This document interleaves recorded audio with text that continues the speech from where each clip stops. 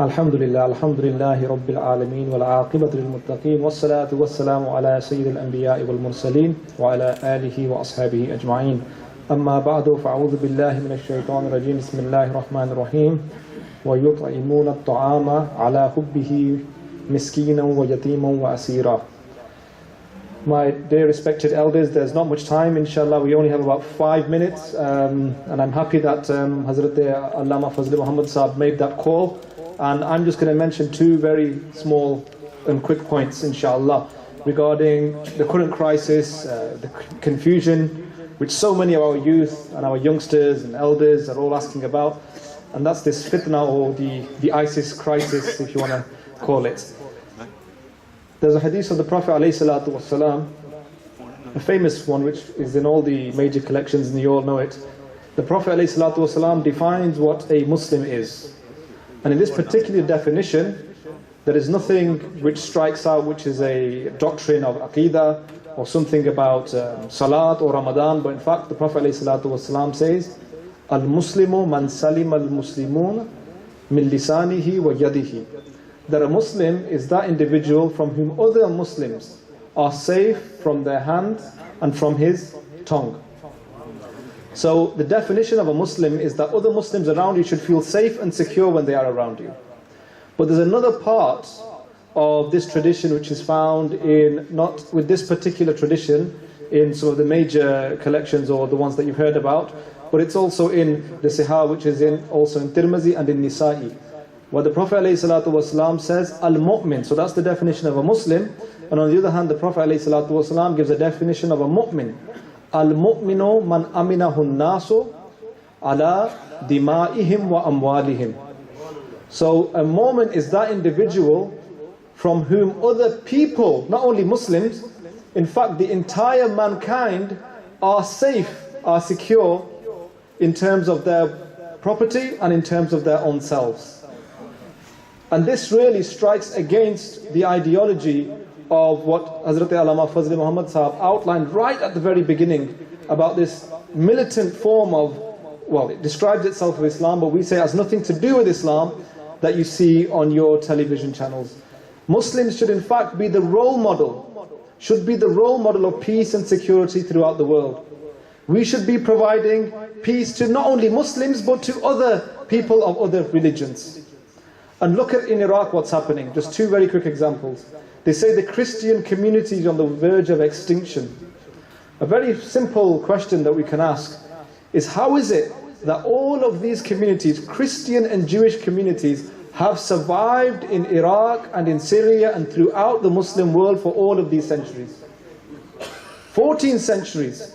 And before Islam they existed, and after Islam they existed. And there is a famous document called the Pact of Umar. Now there is some debate of the historians whether it is a formal pact or what it is. But in any case, the historians, the Mu'arrikhun and the Fuqaha have used this Pact of Umar, in which Sayyidina Umar radiyallahu ta'ala anhu, when he entered into Jerusalem, he made a pact with the Christians and the Jews that all of your places of worship will be preserved and will be safeguarded by the Muslims. And that Pact of Umar continues throughout the centuries till today. And the other very quick point I want to mention is humanitarian aid workers. I mean, our ulama and the imams have done a lot of work in this regard, and it's even come in the newspaper. To capture and behead humanitarian aid workers. That is right against the grain of what our religion teaches us. You know, the Prophet ﷺ praised those non-Muslims even, we don't have time to go into detail, who were known for their generosity and known for their bravery. Two remarkable characteristics which have been praised in Islam even among the non-Muslims. Yet these humanitarian aid workers who are going to help Muslims, who are going to help children, Muslim children and women, they are being captured and beheaded. Now all of the ulama here know that it's basic in our jurisprudence that non-combatants in warfare should not be targeted. Non-combatants in war should not be targeted. But one thing we might sometimes miss is, what about the captured and the prisoners? We have clear rules of warfare that the captured and the prisoners should not be targeted.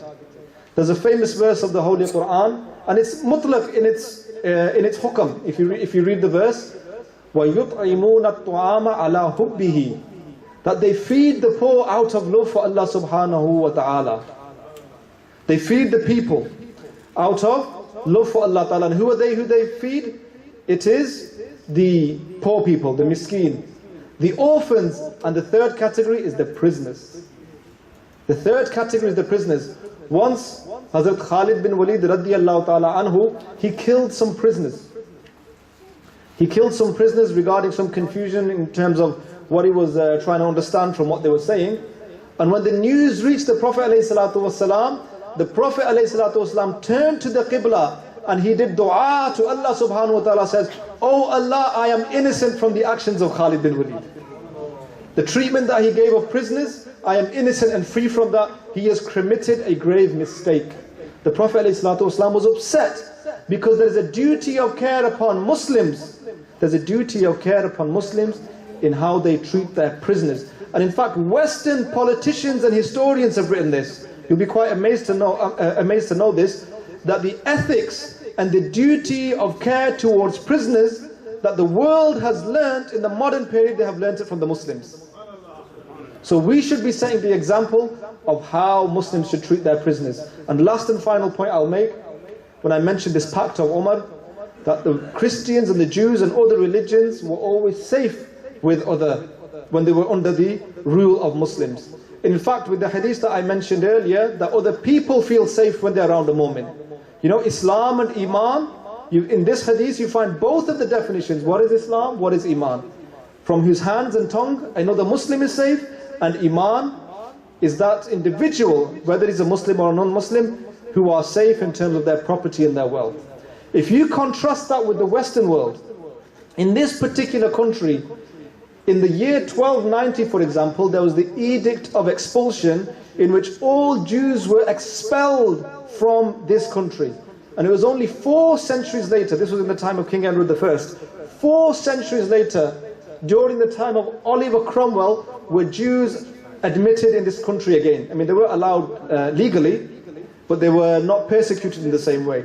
And if you look at and compare that with Islam, as soon as the advent of the Prophet ﷺ, Jews and Christians are given complete rights. And why are we forgetting these teachings? And if you look at compare that with England, this country, it was only in the 18th century when Jewish people were allowed to have some sort of citizenship in this country.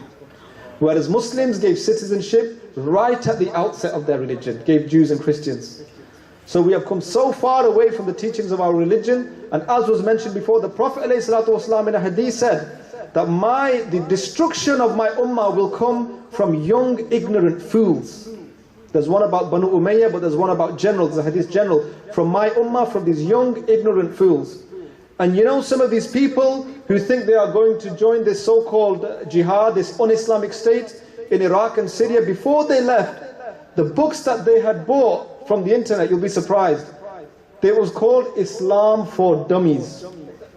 Islam for Dummies were the books, so they thought, right, we're going to do jihad in Iraq and Syria now, we better learn a bit about what our religion actually says. So they're going to do this so-called jihad first, and then trying to learn a little bit about their religion afterwards. Exactly what the Prophet ﷺ said, there'll be young ignorant fools that bring the destruction of my ummah. May Allah subhanahu wa ta'ala give us all the tawfiq to understand the teachings of Islam and act according to the teachings of the Prophet ﷺ. وَمَا عَلَيْنَا إِلَّا الْبَلَاغُ الْمُبِينُ.